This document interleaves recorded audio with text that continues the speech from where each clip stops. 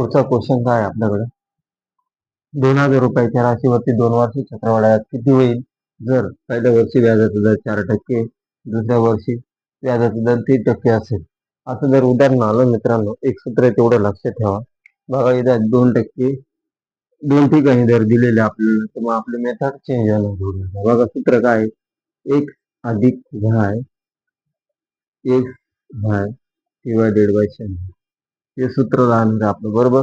तर बघा मित्रांनो, x किती घेत समजा आपल्याला, x ची किंमत समजा 4 आणि y किती समजा y 3, बरोबर. तर बघा काय करू होईल आता x अधिक y म्हणजे किती, 4 आणि 3 किती होणार आहे, 7 होणार, बरोबर. नंतर x गुणिले y म्हणजे 4 त्रिक 12 होणार भागिले 100, बरोबर. आता भाग देऊन टाकू आपण. भाग जर दिला तर काय उत्तर येईल, 7 जसं तसं ठेवा, 0.12 येणार. किती, 0.12, बरोबर. 12 लिहून टाकू आपण, 712 हे उत्तर आलं तुमचं, बरोबर. कसं केलं कळालं? बघा एक प्रकारे काय केलं आपण, भाग दिलाय, बरोबर.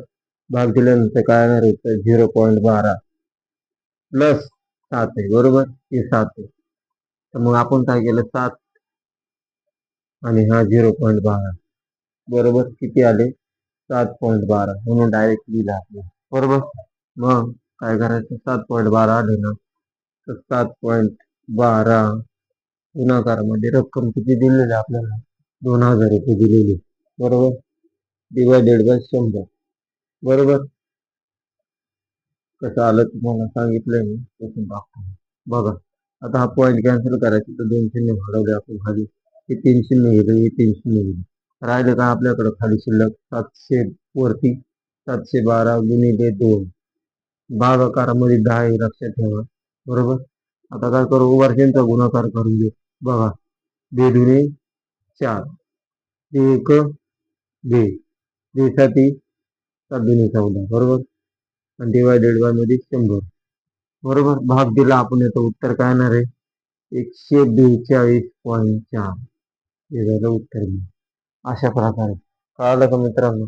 जर तुम्हाला प्रश्न जर आला तर या मेथडने सॉल्व्ह करा, नक्कीच तुमचं उत्तर लवकर येणार आहे.